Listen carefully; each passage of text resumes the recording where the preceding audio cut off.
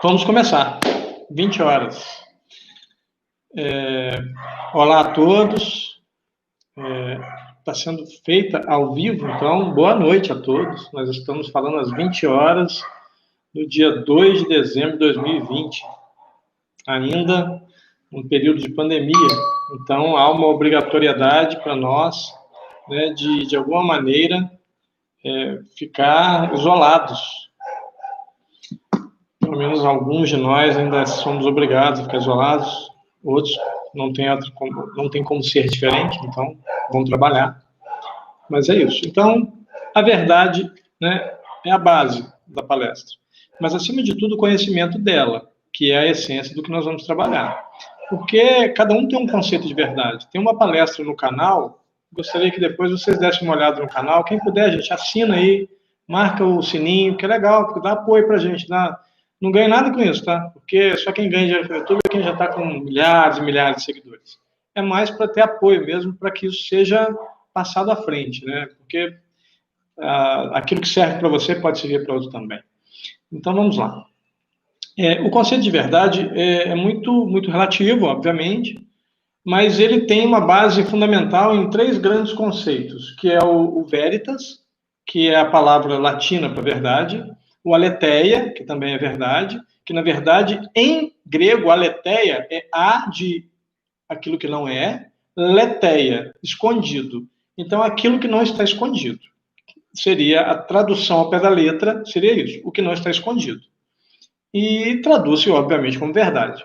E o emuná, hebraico. Emuná, em hebraico, também é a palavra fé, que é um conceito. Tem palestra no canal também que fala sobre esse conceito do emuná. Se eu não estou enganado, a palestra é a fé e as obras. Lá eu falo desse conceito. A minha diretora está ouvindo aqui para... Está morrendo de vergonha aqui, até roxa.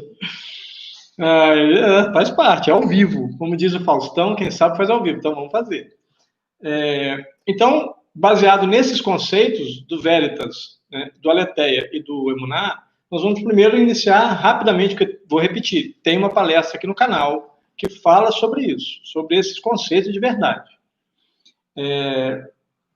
O veritas é uma verdade, assim, em termos gerais, o veritas está relacionado com situações que já aconteceram, que podem ser estudadas, que é a palavra verdade em latim. A palavra aletheia tem a ver com aquilo que está acontecendo, porque é aquilo que está sendo exibido, que está sendo demonstrado, está ocorrendo.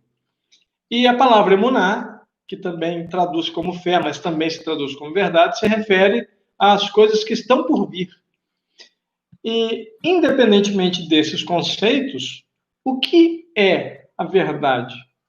A verdade é aquilo que, segundo o apóstolo João, no capítulo 8, verso 32 do texto bíblico, diz que é aquilo que liberta. E é interessante porque é o registro do e conhecereis a verdade vos libertará.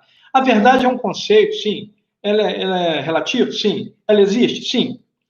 Mas conhecer a verdade é diferente de saber que ela existe. Eu sei que existe um país, mas eu não conheço esse país, são coisas diferentes. Conhecer a verdade é introspectar, é fazer com que isso faça parte de você, da sua essência. Como seria isso? Um aprendizado, por exemplo, você vai fazer um curso qualquer de engenharia ou de arquitetura, de qualquer um desses cursos de área de exatas. A maioria deles, creio, não sei se todos, não é minha área, mas a maioria deles vão ter uma disciplina chamada cálculo. E essa disciplina é bastante complexa para algumas pessoas e para outras muito simples. Por que essas pessoas vão adquirir esse conhecimento? Uns vão ter mais dificuldade de absorver, outros vão ter menos dificuldade de absorver, e uns dirão até que absorveram com grande facilidade. Ótimo, está tudo bem. Assim funciona o conceito de verdade quando se fala da questão religiosa, que é o que nós estamos trabalhando hoje. Hoje nós não estamos falando simplesmente de psicanálise, nem de filosofia. Nós estamos falando da parte teológica, da parte religiosa. Então, segundo João, a verdade é aquilo que me liberta, a verdade é aquilo que me torna livre, é aquilo que me faz, inclusive, libertar-me do meu passado, viver um presente adequado, digno, decente, e me preparar para um futuro esplendoroso, para um futuro de vitórias. Sendo assim, vamos trabalhar o conceito, né, de verdade baseado no que o Cristo veio dizer, porque ele diz: eu sou o caminho, a verdade e a vida. Por que Jesus é o caminho? Porque ele entende e demonstrou isso, que seguindo os seus passos, nós conseguiremos, sem a menor sombra de dúvida, nos aproximar de Deus. Mas como me aproximar de Deus? Eu não me aproximo de Deus fisicamente. Não existe o conceito físico de Deus. Ainda que as pessoas, quando ainda infantes, nós tínhamos por hábito imaginar Deus um ser idoso, bem velhinho, sempre sorridente, com um roupão, com um camisolão, parecia aquela roupa de hospital, ou um camisolão das antigas que os homens usavam para dormir, porque é a visão que nós tínhamos de um avô. E também de que, sendo idoso, seria alguém sábio. E isso não é, hoje entendemos que não é uma realidade absoluta. Existe, sim, tem pessoas que adquirem sabedoria com o passar dos anos, sim, envelhecem e se tornam também sábios. Mas nós sabemos que tem muitas pessoas aí que estão muito velhas e que ainda estão muito aquém da capacidade de sabedoria que a sua idade permitiria chegar. Então, repetindo, é uma questão puramente relativa à ideia da verdade. Mas nós vamos falar da verdade do Cristo. Porque o Cristo é a verdade para nós cristãos. Não é para todos.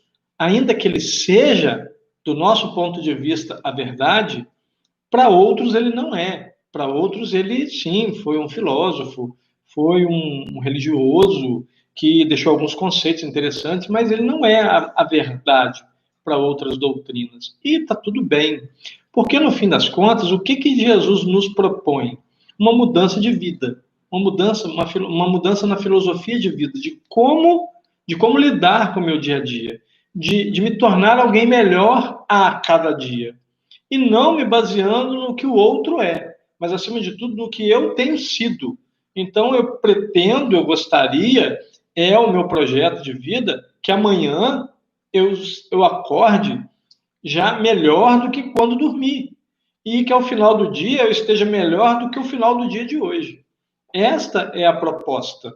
Melhorar a si mesmo, o que no Espiritismo nós vamos chamar de reforma íntima, reforma moral. A ideia da reforma moral é libertar-se das mazelas do egoísmo, libertar-se do orgulho. E nós bem sabemos que não há nenhuma facilidade nisso. São questões bastante complexas, porque tem a ver com o eu. É muito difícil nós aceitarmos uma mudança. Então, mesmo entendendo que aquela mudança é benéfica, eu sei que aquilo é bom para mim, mas eu não consigo, e às vezes mascaramos o nosso não querer com o nosso não conseguir.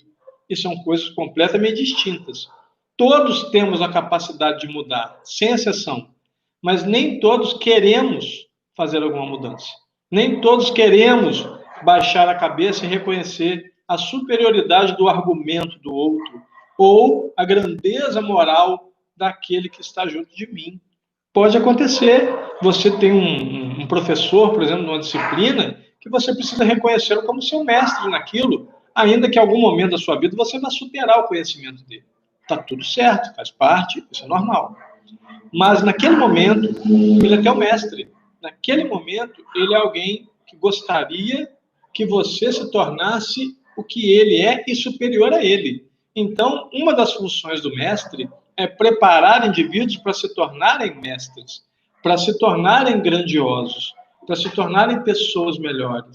Porque assim esses também passarão à frente para outras pessoas e que passarão à frente a outras pessoas, e o planeta em si vai se melhorando gradativamente.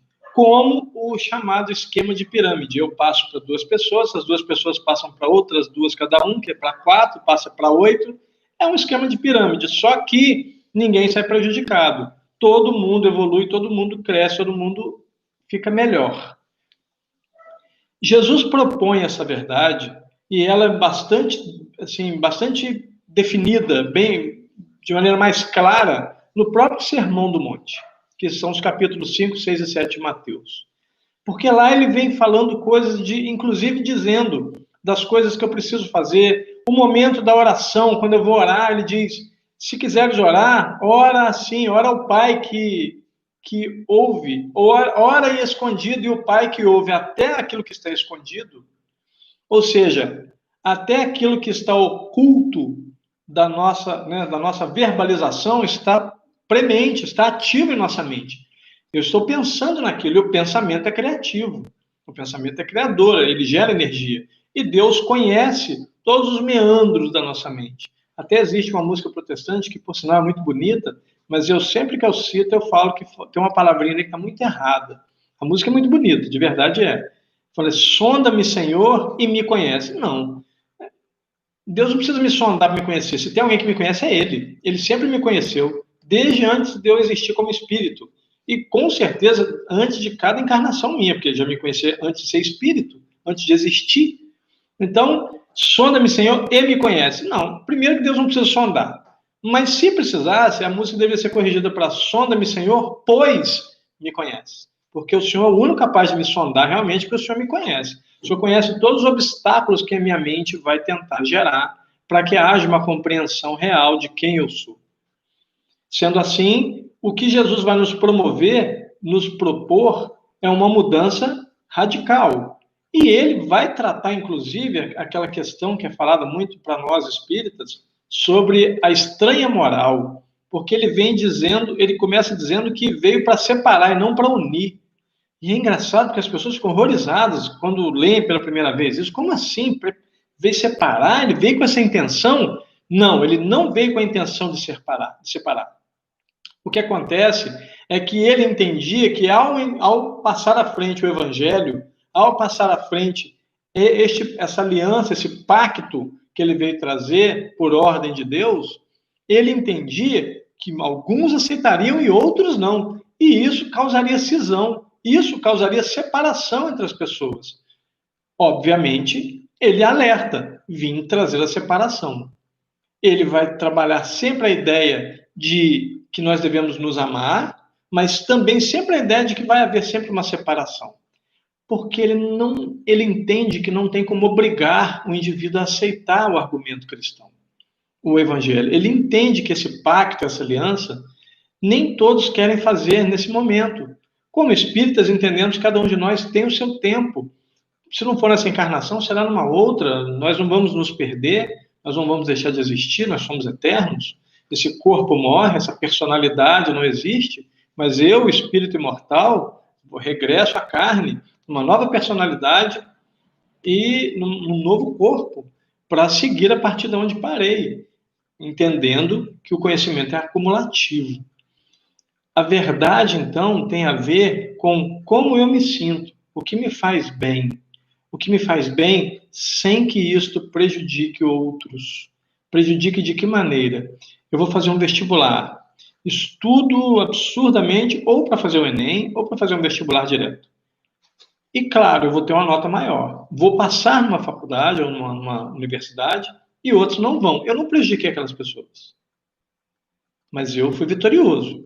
Eu consegui superar muitos desses candidatos e ingressei na universidade. Não quer dizer que eu os prejudiquei. É diferente de quando você trabalha num lugar e você fala mal do colega, você tenta minar aquele indivíduo, começa a criar fofocas, hoje chamadas de fake news. Aí sim, você ainda vai ser vitorioso, porque você vai se dar bem, mas você estará prejudicando alguém. Neste caso, isso não é uma verdade. Isso não é algo real. Isso é apenas uma fantasia criada pela mente doentia, entendendo que simplesmente basta eu ser superior. E não é assim.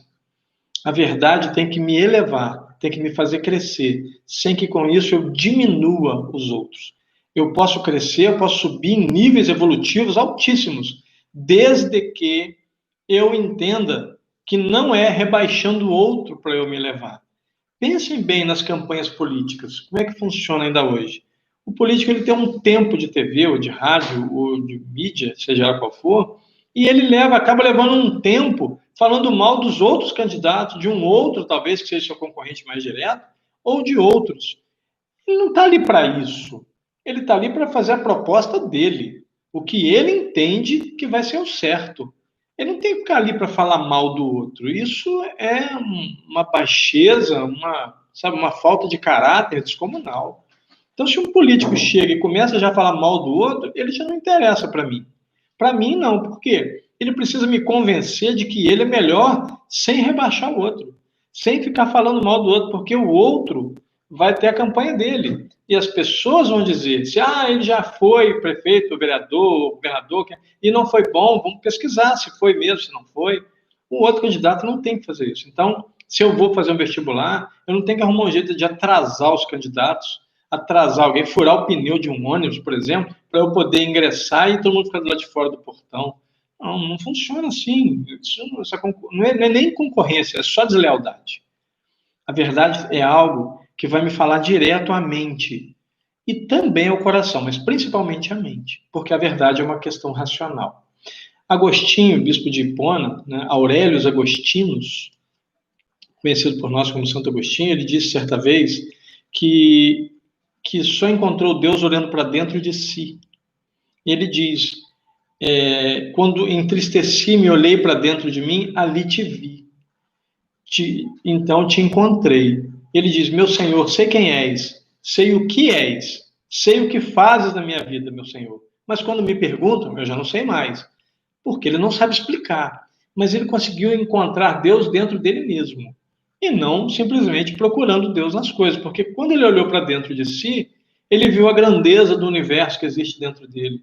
Ele, em algum momento, ele foi tocado e viu a quantidade de trilhões de células que compõem um corpo, a dificuldade de isso ficar coeso, o trabalho que Deus tem para nos colocar em situações para que nós possamos crescer. As pessoas, quando pedem paciência, eu sempre brinco com isso, que, principalmente as mulheres, não é nada de machismo não, tá, gente? É só uma brincadeira que eu faço, que a mulher normalmente fala assim, meu Deus do céu, me dê paciência para aturar até esse homem, esse marido, esse filho, o que quer que seja.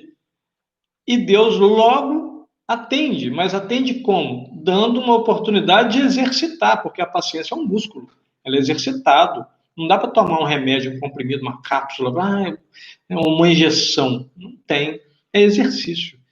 A própria verdade também é um exercício, porque ela precisa me emancipar do eu, do meu ego. Eu preciso ir além do próprio ego, eu preciso ir além, eu preciso ser alguém que encanta de verdade, para que as pessoas se inspirem e não me adorem, me sigam, mas que sejam inspiradas. Nossa, viu como é que aquele cara falou? Poxa, que bacana aquilo que ele falou. Poxa, me deu vontade de fazer isso também. Eu já vi pessoas, um dia desse estava conversando com um dos meus pacientes, e ele disse que um amigo dele, que tem uma doutrina diferente da minha, ele é protestante e eu sou espírita, e ele disse que esse amigo dele falou assim, poxa, o Santana é um espírita diferente, né? Poxa, o papo fluiu, bacana, sabe? Eu tinha um conceito totalmente diferente do espiritismo, conversando com ele. Aí eu virei e falei assim, então se ele conversar com o Zé Raul Teixeira, com o Divaldo Franco, se ele tivesse a oportunidade de conversar com o Chico Xavier, aí que ele ia se encantar de vez. Porque se ele se encantou comigo, que não passo de um trapo da imundícia, imagine com esses grandes, essas pessoas evoluidíssimas, que são espíritas e que são evoluídas, que já cresceram, que se permitiram ser dominados pela verdade. Aí, sem dúvida, que ele ia se encantar mesmo. Mas é porque, naquele momento, quando ele conversou comigo, eu só via uma pessoa conversando comigo. Eu não via nenhum rótulo. Eu não via que ele era negro, branco, olho azul, olho preto, se ele tinha cabelo crespo, cabelo liso. Eu não vi se ele era protestante, se ele era espírita. Eu não vi nada disso. Eu apenas olhei alguém que estava conversando comigo sobre questões religiosas e conversei com ele. Simples. Ele puxou o assunto, eu segui e fluiu realmente muito bem. Adorei ele também, um cara muito bacana, muito simpático, respeitosíssimo. Em nenhum momento houve um alarde, ele só assustou quando ele descobriu que eu era espírita e teólogo. Tudo assim, teologia não tem nada a ver com religião em si. Teologia é o estudo do divino. Então, eu sou teólogo, como ser humano, eu sou espírita. Como profissão, sou teólogo, eu estudo o divino, nas mais variadas possibilidades do divino. Já estudei o Alcorão, estudo a Bíblia constantemente. A partir do ano que vem, vou começar a estudar o budismo. E é estudo. Eu, como teólogo, não tenho religião definida. como ser humano, eu sou espírita, convicto de fé pública, todo mundo que me conhece sabe. Mas ele, nesse momento, não viu o rótulo, porque a verdade para ele ali não tinha a ver com a religião, mas tinha a ver com a conversa que estava fluindo e que alguns conceitos, com certeza, meus eram diferentes do dele, e que ele aprendeu, ou que ele simplesmente questionou, ou que ele absorveu, ou não aceitou, não importa. Mas houve um respeito, houve um carinho, houve uma junção de informações ali. E olha que o ambiente estava extremamente barulhento. Se a gente tiver condições então, de conversar num ambiente mais silencioso, provavelmente a gente vai conversar por horas a fio. Porque parou-se de ver rótulos. Me importava que eu conversava com alguém interessado no assunto do qual eu também tenho interesse. Me importa se o indivíduo chegar para mim, como eu tenho um grande amigo, sempre falo sobre ele, pastor Ioséias Teixeira, um grande amigo meu. Eu e ele, nós sentamos e batemos altos papos, e não há um único segundo, nenhum, de preconceito, nem entre mim, nem de mim para com ele, nem vice-versa. Não há. Nós batemos altos papos, questões teológicas, dentro do espiritismo, dentro do protestantismo, dentro do catolicismo romano, ortodoxo. Falamos sobre tudo e todas as religiões, sem agredir ninguém, simplesmente com o intuito de um passar para o outro aquilo que já aprendeu, que tem aprendido, que está estudando.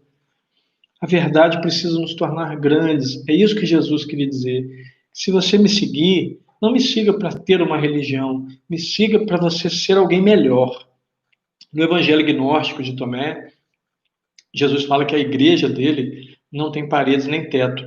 E ele está coberto de razão, meus irmãos, porque a palavra eclesia do grego significa assembleia, reunião, grupamento.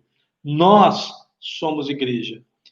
Isto aqui, se fosse uma chamada igreja, é aqui no grego chamado de hieron, templo, que é uma construção.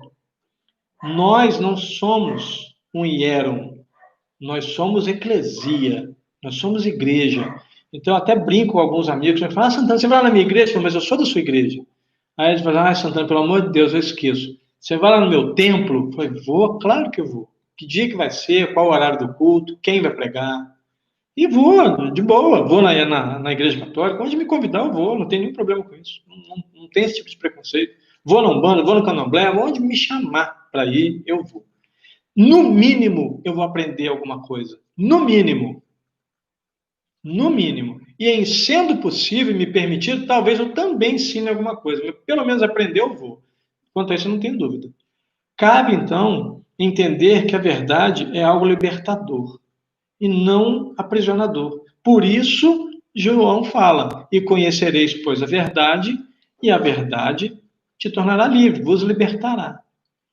Interessante que esse é o capítulo 8, verso 32 do Evangelho de João.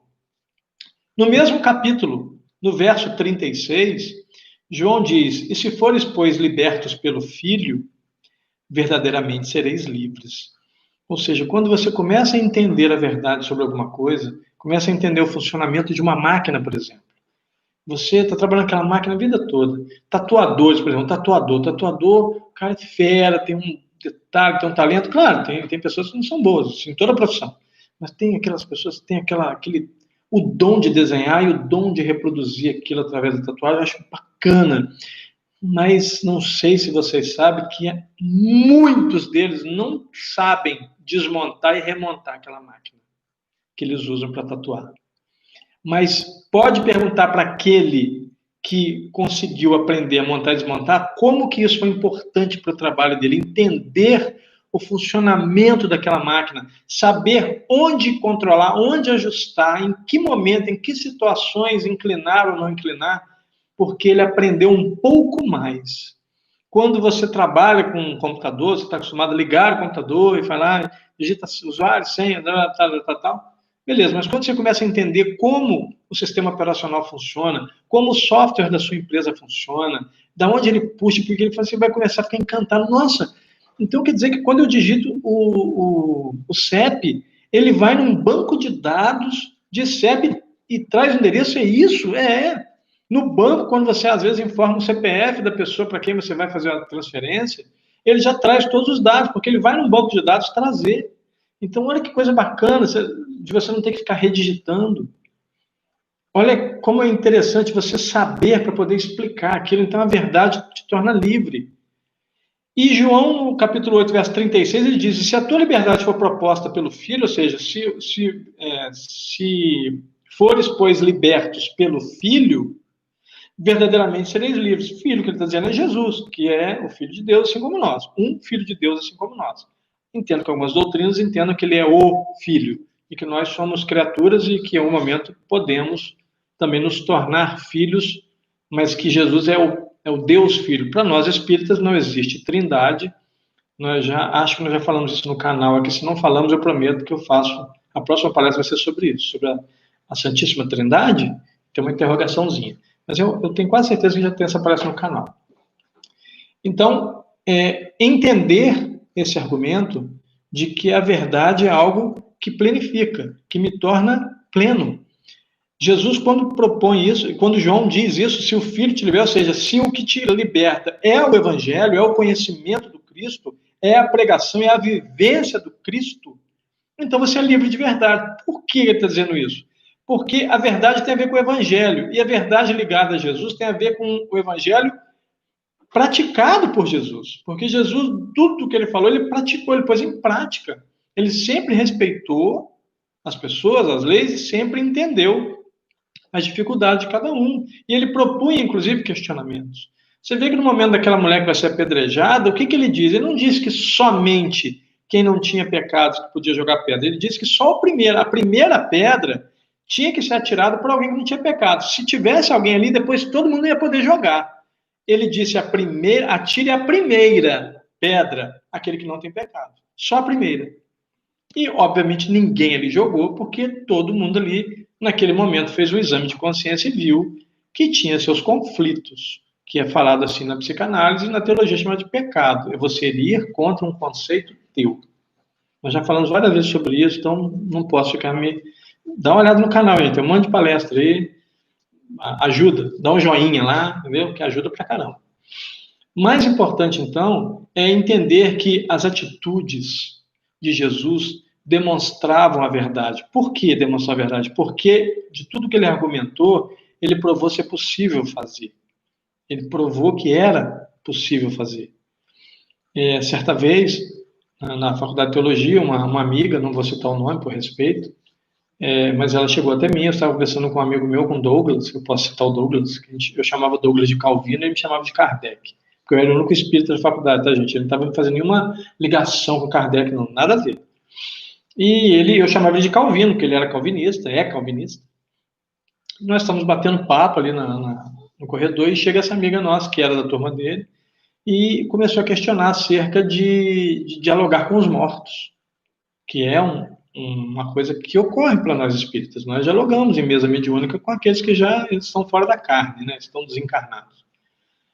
E ela falou que não conseguia entender qual a base. Eu falei do capítulo 17 de Mateus, que ali fala que Jesus está em diálogo com Elias e Moisés. E que, biblicamente, eu virei para ela e falei assim, então, quer dizer, Elias, ela virou assim, mas Elias não morreu, foi arrebatado. Eu falei, Moisés morreu. Ela ficou assim, eu falei assim, olha, você está em dúvida? Peguei a Bíblia e abri em Josué, capítulo 1, verso 1 e 2, e li para ela. Falei aqui, ó, quem está dizendo isso segundo a Bíblia é o próprio Deus. Segundo a Bíblia, é Deus que está dizendo. Tá? Que Moisés, meu servo, é morto. Então, quem diz que Moisés está morto, é o próprio Deus. Não é nenhum emissário, nenhum profeta. Ela, não, tudo bem. Então, entenda. Você vai olhar e ver que Jesus está conversando com Moisés, que, na verdade, é um morto. Jesus está conversando com um morto. E ela falou assim, parou, olhou para um lado, olhou para o outro, assim, não, mas ele é Jesus. Eu falei assim, lá no capítulo 14 de João, diz assim, aquele que crê em mim fará as coisas que eu faço e coisas ainda maiores. Quem disse isso? Aí ela falou, Jesus. Eu falei, então, se ele dizendo isso, eu creio nele. Então, se ele conversa com o morto, eu converso também. É possível assim. Aí ela literalmente levou a mão na cabeça, começou a coçar a cabeça. Complicado, né? E, tá. E foi saindo. Na hora que ela foi saindo, o Douglas virou para dizer, vem aqui, volta aqui. Ela o quê? Volta aqui, ué. Você não desata esse nó agora. Argumenta aí, contra-argumenta com o espírita. Não vai argumentar com ele? Aí, contra-argumenta agora. Mostra para ele. Não dá, Douglas, é difícil. Pois é, não é tão simples. Não é tão simples, não é porque era eu, não, gente. É porque o conhecimento da verdade nos liberta. Quando eu entendo que dialogar com os mortos não existe, na verdade, porque ninguém morre. Nós desencarnamos, nós saímos da carne, mas nós somos espíritos imortais. E não há nenhuma impossibilidade nesse diálogo. É claro que aqui encarnados existem boas e más pessoas. Desencarnados também. Existirão boas e más pessoas. E o próprio João Evangelista diz que nós devemos filtrar, ele diz, testar todo o espírito para ver se provém de Deus. Se a intenção é boa ou não. Então, cabe a nós analisarmos, mas que é possível é. E isso é premente, está muito bem determinado, muito bem definido. A verdade, então, sendo algo que não se torna uma bengala, mas ela se torna a minha estrutura física, ela vai me reestruturar para que eu primeiro entenda que cada um tem o seu tempo de conhecimento, de aprendizado. Certa vez, numa palestra, eu lá no Perequê, e eu virei e falei, quem aqui, além de mim, acredita que é muito inteligente? E levantei o braço, algumas pessoas levantaram. E você que está me ouvindo agora, não parem agora não, achando que eu sou pedante, não. Deixa eu acabar de contar a história. E eu levantei o braço, as pessoas também, eu falei assim, pois é. Falei assim, provavelmente, alguns de vocês que não levantaram o braço estão pensando, pedantes eles, metidos, achando que, se dizendo inteligentes. Aí todo mundo riu, porque viu que eu estava fazendo uma brincadeira com relação a essa possibilidade, mas eu disse o seguinte, por que que as pessoas têm receio de falar das suas qualidades? Mas se eu falar de um defeito meu, nossa, que bacana, você viu? Ele falando que ele é egoísta, nossa, maneiro isso, bacana. Poxa, pois é, mas eu sou uma pessoa muito inteligente, eu só não sou o gênio que algumas pessoas acham que eu sou. Mas eu sou uma pessoa inteligente. E não sou só eu, não. Eu não sou o único, não. Nem na minha casa eu não sou o único. Muito menos no meu bairro, na minha cidade, no meu estado, não existe isso. Mas eu tenho essa qualidade de ser uma pessoa muito inteligente. E isto é uma qualidade que vários que estão me assistindo ou vão assistir depois também têm. E não é vergonha dizer isso. Eu não estou querendo me engrandecer com isso. Eu estou dizendo que eu tenho defeitos, mas eu também tenho qualidades.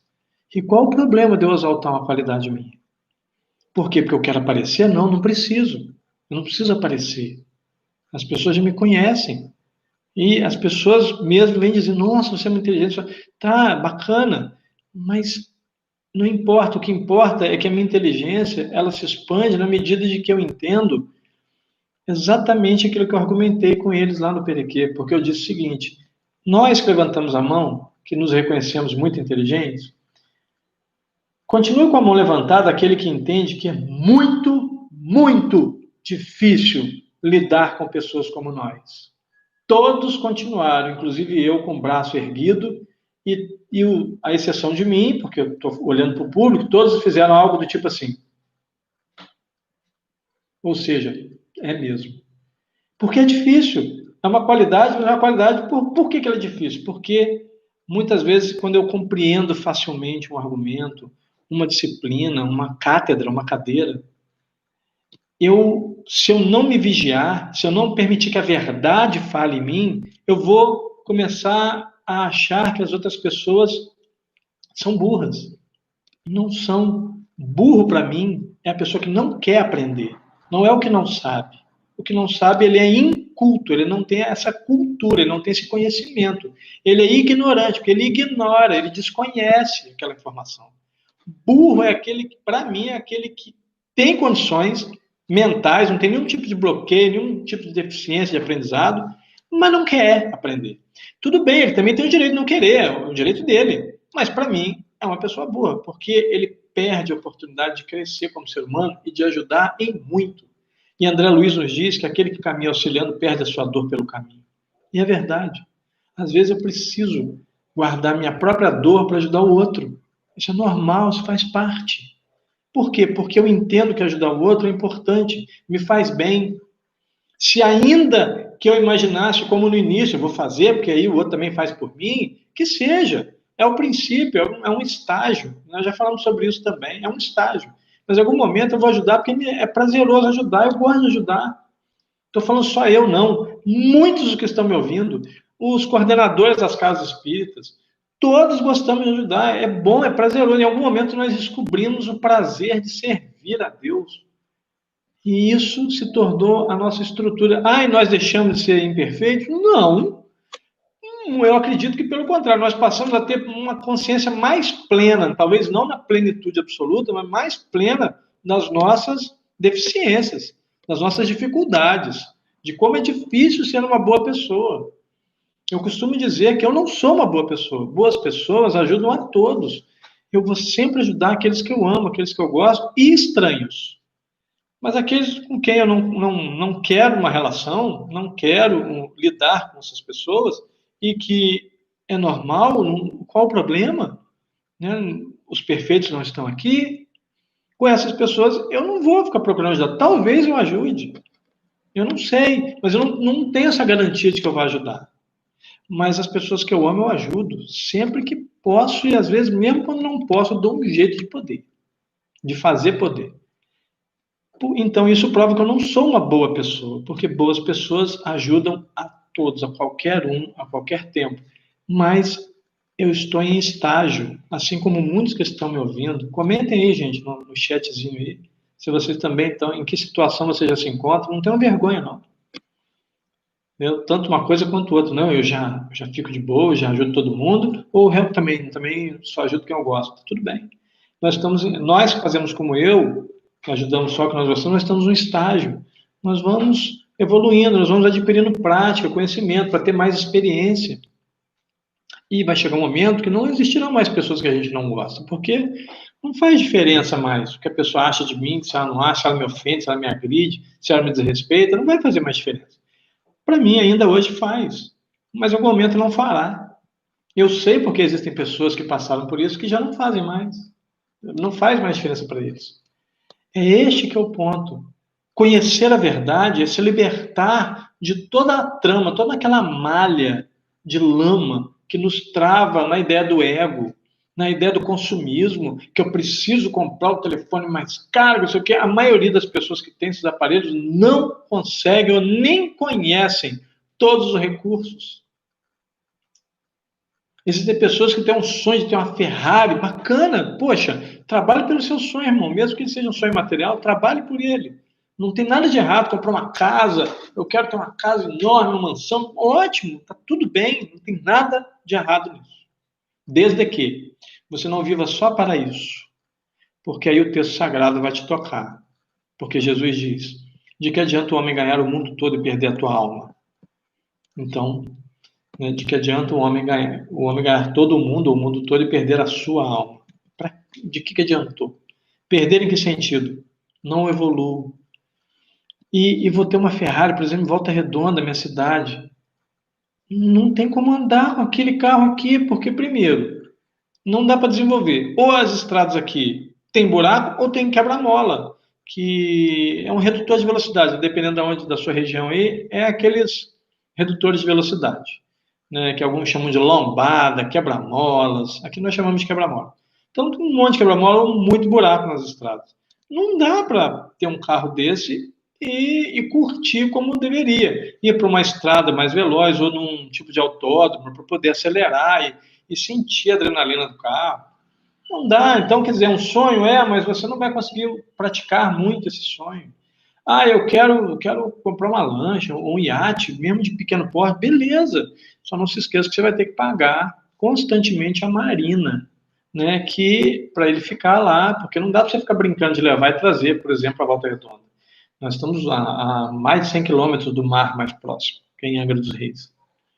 Então não dá para ficar subindo e descendo a estrada de Angra carregando, num caminhão carregando uma lancha ou um iate. Ele vai ter que ficar lá e eu vou pagar mesmo não usando. Então, o que é? A matéria, o material pode realizar minha vida? Não.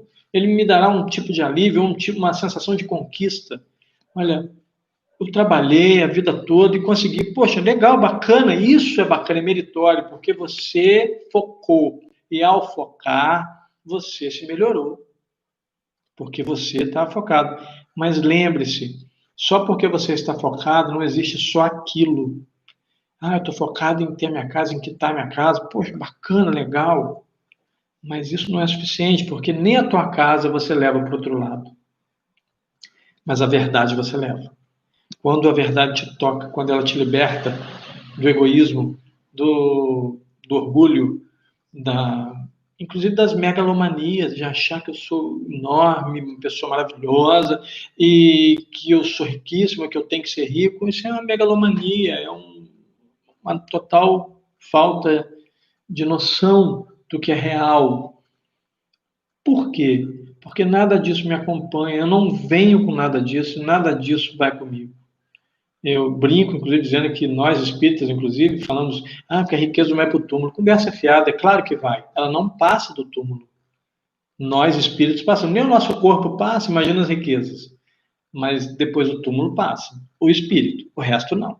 Nem a roupa que eu guardei a vida inteira para ser enterrado com ela, nem o colar que eu tenho, que eu quero ser enterrado com ele, o relógio que eu quero ser enterrado. Um americano, certa vez, disse que queria ser enterrado e tentou entrar para um processo para ser enterrado no carro dele. Bacana, mas nada disso vai chegar do outro lado. Nós vamos chegar do outro lado sem colar, sem relógio. E nós vamos chegar lá, muitas vezes, até nus, se nós não conseguir plasmar uma roupagem para a gente. Então, o que importa é que eu me liberte daquilo que me causa tristeza. O que ocorre numa situação como essa é que a verdade precisa me tornar livre. A verdade precisa me tornar grande. A verdade é algo que, ao conhecê-la, eu me torno um ser humano melhor, uma pessoa melhor, mais digna, mais decente, mais um verdadeiro influencer, né? Um verdadeiro influenciador, mas influenciador não de moda, de beleza, mas de virtude, de grandeza espiritual. Não financeira, nada disso. Nós precisamos apenas entender que conhecer a verdade não é simplesmente saber que ela existe, mas vivê-la, vivenciá-la. E ela precisa entrar em nós. Certa vez eu assisti num seminário em Rio das Flores, isso há muitos anos. Eu vi o indivíduo que estava fazendo o seminário, aplicando o seminário, ele disse algo que eu achei fantástico. Ele disse o seguinte: existem 3 tipos de espíritas. No caso, ele está falando especificamente para nós espíritas, mas encaixa também. Vamos encaixar como cristãos, porque funciona também. Existem 3 tipos de cristãos. Ou, ele citou, como eu disse, ele citou espíritas. O primeiro grupo é aquele que entrou para o cristianismo. Ele falou assim: a grande maioria de nós está neste grupo. O segundo grupo é aqueles que o cristianismo entrou nele. Poucos de nós estamos nesse nível. Poucos de nós. E o terceiro nível é das pessoas que exalam o cristianismo. Aí ele virou e disse: meus amigos, meus irmãos, com profundo pesar eu digo que raros de nós já estamos ali. Porque eu sei que a verdade existe. É aquilo que o Cristo pregou, o Evangelho do Cristo, o Sermão do Monte, o sermão profético, ele vai avisar dos momentos. Qual é a ideia da profecia? É avisar para que não aconteça, não para que continue acontecendo. Para que aconteça diferente. Então, olha, gente, se continuar do jeito que está, tal coisa vai acontecer. É um alerta, mas também um alerta para que quando estiver acontecendo, eu entender e me lembrar, já fomos avisados sobre isso. O que a gente pode fazer? E Jesus fala, lá no sermão profético, inclusive, que é o capítulo 24 de Mateus, acerca desse sermão, né? Qual é a função do sermão profético? É identificar para nós as coisas que viriam no fim dos tempos. Mas que tempos são esses? Fim do ciclo que nós estamos. Nós estamos num ciclo e esse ciclo está se encerrando para o início de um novo. Então, uma das coisas que Jesus fala muito nesse sermão profético é a ideia exata do que está acontecendo atualmente, de que o amor das pessoas se esfriaria. A gente tem percebido isso, pessoas um pouco mais covardes, mais endurecidas, mas também está tudo bem. não são conhecedores da verdade ainda, mas serão. Em algum momento, essas pessoas vão conhecer a verdade. Ela vai libertá-los de quem eles são, para que eles possam ser, para que nós possamos ser aquilo que fomos criados para ser. Nós somos uma parte de Deus. O próprio Cristo diz: vós sois deuses. Nós somos uma parte de Deus. Nós somos o ar, o sopro. O texto sagrado fala do ruá. Ruá em hebraico é o sopro divino. Então Deus soprou nas narinas e nos tornou ser viventes. Ou seja, o corpo era feito do pó da terra, mas eu, espírito imortal, sou sopro de Deus. E tanto que quando eu desencarno, o corpo fica. Como a gente estava falando sobre túmulo agora há pouco, né, um pouco antes de cair a conexão, volta para o túmulo e volta para o pó. Mas o que é espírito volta para Deus. Por quê? Porque eu vou ser retomado, eu vou ser reconduzido ao meu processo evolutivo, para que eu continue a minha evolução, para que eu continue o meu crescimento. Eu preciso crescer. É importante. Quando eu endureço no meu crescimento, é aí que vem uma das grandes amigas que nós temos e que nós não damos valor, mas é uma das melhores amigas que nós temos. E ela se chama dor. A dor é uma das grandes amigas que a humanidade tem. Porque existe um provérbio budista que diz que não é a mudança que dói, mas a resistência a ela. Resistir à mudança causa dor. E este conceito de resistir à mudança, por quê? Porque eu sei o que eu preciso fazer. Eu sei que eu preciso perdoar. Eu sei que eu preciso aprender a nem me ofender. Mas eu não quero ainda. Eu resisto por quê? Porque eu não posso deixar a pessoa em brancas nuvens. O que ela fez, ela tem que saber o que fez. Porque, infelizmente, no nível evolutivo que nós estamos, a pessoa realmente precisa enfrentar as consequências e acordar. Se alguém vive te fazendo as mesmas coisas e você não demonstra de alguma maneira que está triste com aquilo, magoado, com aquilo ferido, a pessoa vai continuar fazendo, porque ela vai entender que qualquer coisa que eu fizer vai dar certo, vai funcionar. As pessoas voltam, né? E alguns nem sabem que estão fazendo algum mal. Uma piada de péssimo gosto, por exemplo, uma piada racista, como era antigamente, todo mundo falava, ria. Hoje a pessoa faz, e algumas pessoas riem, mas já riem sem graça, olhando para o lado, pensando assim, pô, né? Poxa, estranho isso. Mas se ninguém falar assim, cara, deixa eu te falar uma coisa, isso é racismo, tá? Não, é uma piada, não, não. Brincar com a raça do outro é racismo. Porque ele é de uma cor tal, ou porque a mulher tem a cor do cabelo tal. Não, isso é um tipo de racismo. Isso é preconceito. E sim, existem pessoas que são lerdas, têm dificuldade de aprender, mas não tem nada a ver com a cor do cabelo. Tem pessoas que realmente são criminosos, tem pessoas que realmente são maldosos, mas isso nada tem a ver com a cor da pele. Vou dar um exemplo prático para vocês. Em algum momento nós todos seremos veganos, todos. Não vamos usar nada de origem animal.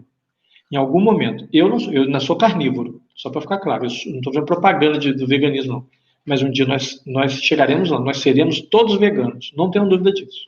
Isso faz parte do processo evolutivo. Mas hoje eu ainda sou carnívoro. Mas pensa o seguinte: Chico Xavier era carnívoro. Adolf Hitler acredita-se ter sido vegetariano. Então, eu digo, ser vegetariano não tornou Hitler uma boa pessoa. Ser carnívoro não tornou o Chico Xavier uma má pessoa. Porque isso nada tem a ver com caráter, isso tem a ver com alimentação. O estômago de um podia ter mais pesado, o intestino mais carregado, ok. Uma questão energética, tudo bem, mas caráter não. Nada a ver uma coisa com a outra.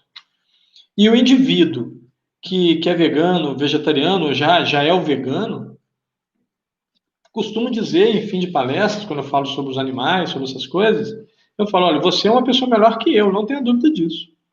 Mas, se você tenta impor a sua filosofia alimentar a mim, com ofensas, com agressões, então eu sou melhor que você, porque eu já me libertei do dogmatismo de imposição, de dizer que tem que ser assim, tem que ser assado. Não. Então, eu sou carnívoro. Eu quero ser respeitado como ser humano, não como carnívoro. Não quero que você... eu te respeito porque você é carnívoro. Não, não é isso que eu quero. Eu quero ser respeitado porque eu sou um ser humano, eu sou um irmão teu. Sou teu irmão. Você que está me assistindo agora ao vivo e os que vão assistir mais tarde. Eu sou teu irmão diante de Deus, nós somos todos irmãos. Eu quero ser respeitado como ser humano, independente de cor, de raça, de direcionamento religioso. Não importa. Isso não importa. Não muito e não mesmo, e só não. Não e pronto, acabou. Importa é que eu sou um ser humano que tenho qualidades, tenho defeitos. E ao conhecê-los, eu me liberto também. Porque quando eu tenho conhecimento dos meus defeitos, eu entendo que preciso me libertar. E se for o caso, vou procurar ajuda psicológica, psicanalítica, vou procurar um instrutor em alguma área, vou buscar de alguma maneira me libertar daquele defeito. Porque quando eu reconheço que tem uma falha, um defeito, eu não fico feliz com ele. Eu quero ficar livre desse defeito. Então, eu vou fazer de tudo para me libertar desse defeito. Então, no fim das contas, isso me torna livre. Livre do quê? Do mesmismo. De ficar aquela pessoa ali sempre na mesma situação. Como Agostinho fala que a vida é um livro, e quem fica em casa, assim, em casa que ele diz o sentido de parar de onde está na vida, só ler um mesmo capítulo ou uma mesma página. Nós precisamos avançar na vida, evoluir. Nós precisamos nos tornar seres humanos melhores, pessoas capacitadas a ajudar o outro, a estender a mão. Por que que hoje, quando vemos pessoas assim, nós ficamos tão felizes? Se esse era para ser o padrão. O padrão é para ser esse. Esse deveria ser o normal. E também o comum. É alguém que auxilia o outro. Mas nós ainda temos essas limitações e está tudo bem. Ninguém tem que se desesperar por isso. O segredo é: eu ainda não sou como eu quero, mas eu quero ser. E ao querer ser, eu vou estudar, eu vou evoluir, eu vou buscar, eu vou me libertar de todas as minhas travas, de tudo aquilo que me atravanca o caminho, de tudo aquilo que me enlameia a estrada, que me trava, de toda a areia movediça que eu estou criando para mim. Eu preciso criar um novo tempo, como diz a música. Um novo tempo. Apesar dos perigos, eu preciso seguir. Eu preciso adquirir coragem. Como diz a música espírita, coragem para prosseguir por entre os caminhos. Muita fé e alegria na vida, luz imensa a clarear. Essa música é espetacular, se chama Coragem. E realmente eu tenho que ter isso. E o que é a coragem? A ausência do medo? Nunca foi, nunca será. Coragem é agir apesar do medo. Eu tenho medo de mudar, eu tenho medo das pessoas acharem que eu sou um idiota, que eu sou um bobo alegre. E daí? Se eu estiver bem, se eu estiver feliz, e daí? Porque vão falar que você é um idiota, é um trouxa. Tá tudo bem. Ué, qual o problema? Eu sei que eu não sou. Vitor Marie Hugo diz que os infelizes são ingratos, pois isto faz parte da infelicidade deles. E eu costumo dizer que, obviamente, o oposto é verdade. Os gratos são felizes, ou seja, os felizes são pessoas gratas, porque isso é inerente ao seu estado de gratidão.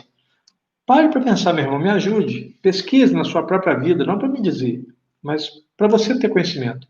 Analise todas as pessoas infelizes que você conhece. Pode perceber que todas, sem exceção, são ingratas. Não agradecem as oportunidades que a vida dá. Porque está faltando aquilo. Mas e o que tem? O que tem não é bom? Às vezes eu acordo de manhã na minha casa e a gente não comprou alguma coisa ou fez na noite anterior alguma coisa e às vezes eu chego aqui e tem pão, só pão de forma, não tem mais nada, assim, pão e margarina. Eu falo, poxa, seria bom comer um misto quente, um pão com ovo, uma coisa para dar um, né? O que eu faço? A minha esposa fala que eu adoro inventar uma moda, então eu vou lá, eu coloco alguma coisa, um tempero a mais, coloco um azeite, se tiver, se não tiver, eu ponho a margarina mesmo, ponho ali um temperinho, faço aquele pão na frigideira, na chapa, para dar um saborzinho diferente, a gente come feliz da vida, e depois a gente sai, se for o caso, vai ter um almoço melhor. Mas e eu chego com o prato pronto, porque vou falar isso publicamente, tá? Eu duvido que ela vai ter coragem de mentir. Quase 100% das vezes, quem prepara o café para ela sou eu. Quase 100%, quase, não estou dizendo que é 100%. Mas muito mais, quase mesmo 100%. A cada 100 vezes, 99, sou eu que preparo o café da manhã para mim e para ela. E isso me orgulha muito, porque é bom você cuidar. E às vezes a gente está brigado, faz parte, a gente discute, fica de mal, fica, come sal na panela de mingau. Mas ela é a pessoa que merece, é alguém que merece. Eu tenho que fazer isso por ela, não porque é ela, é porque quem ela é para mim, na minha vida. E ela é importante para mim. Hoje, graças a Deus, mora com a gente também a filha dela, minha enteada, que só não faço o café da manhã para ela porque ela acorda muito cedo para trabalhar, não dá tempo. Mas um dia ela saiu daqui sem o café e eu preparei um misto quente para mim, um para minha esposa, e embrulhei um para ela. E cheguei lá no trabalho dela e entreguei. Ela ficou toda feliz. Por quê? Consideração, carinho, respeito. Coisa simples. Não precisava levar um sanduíche elaborado. Não, nada disso. Se eu tivesse levado uma torrada para ela, eu garanto que ela também ficaria feliz. Porque é o carinho que importa. Então as pessoas têm que aprender a ser gratas ao que tem, parar de reclamar daquilo que não tem. Pessoas infelizes é que fazem isso. Vivem reclamando de tudo e de todos. Viva, seja feliz. Permita que a verdade te liberte. Te liberte de tudo isso, de todo esse ranço, de todo esse mesmo. Mas seja feliz, cuide das pessoas, ajude. Dê vontade de ajudar, ajuda. Ah, quem vai falar depois? O que vai falar depois não é problema seu, é da pessoa. Quem fala mal de mim é ele que está falando. E já foi dito que quando eu falo mal de alguém, eu falo mais sobre mim do que sobre a pessoa. Então, deixa eu falar. Quantas pessoas falam até hoje mal de Jesus? Quantas pessoas falam mal de Deus? E ainda assim, de forma alguma, eles nos deixam a ver navios. Eles sempre estão nos amparando. Escolha. Evoluir dói. Ficar parado onde você está também dói. Escolha a sua dor e siga. Você quer ficar parado? Teu direito. Vai doer. Vai doer mais. Por mais tempo. Mas aquele que decide mudar, evoluir, dói. Mas vai doer por menos tempo. Mas é uma escolha. Cada um escolhe do seu jeito. Agradeço a todos pelos ouvidos caridosos, ao CEL, ao Centro Espírita Esperança de Luz, na Califórnia, na cidade de Barra do Piraí, no estado do Rio de Janeiro.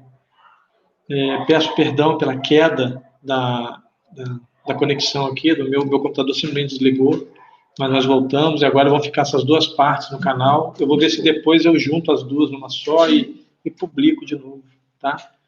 Então, eu preciso simplesmente que vocês...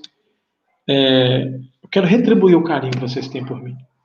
É isso. Porque muitos voltaram, muitos correram atrás para voltar para assistir. Muito obrigado, tá? De verdade. Servir o Cristo é a única coisa que eu faço por amor na minha vida atualmente. E como é de praxe, eu faço um encerramento que alguns até já decoraram, mas é um encerramento que eu criei para mim. É a minha forma de agradecer. Então, assim será. Mas eu primeiro encerro nas palavras de Vicente Paulo, quando ele diz que a verdadeira caridade abre os braços, mas fecha os olhos. Eu encerro agradecendo a todos pelos ouvidos caridosos, à casa, pela oportunidade de servir. E, acima de tudo, agradeço ao Cristo, porque Ele me salvou. Eu sou salvo. Jesus me salvou das trevas da ignorância e das amarras da preguiça. Ordenou que eu estudasse e falasse sobre Ele. Eu afirmo sem nenhum medo que, por enquanto, a única coisa que eu sei fazer por amor é falar do meu Senhor e Salvador. Mas Ele me disse certa vez ao pé do ouvido: não vou limpar nenhum dos teus crimes, mas eu estarei com você até o fim, até que você pague pelo último deles. E é por isso que eu glorifico a Deus, porque na plenitude da vitória onde Jesus se encontra, Ele não se esquece de alguém como eu, que por enquanto não passo de um trapo da imundície. Que Jesus abençoe a todos. Muito obrigado. Boa noite. Mais uma vez, gratidão eterna pelo carinho de vocês comigo.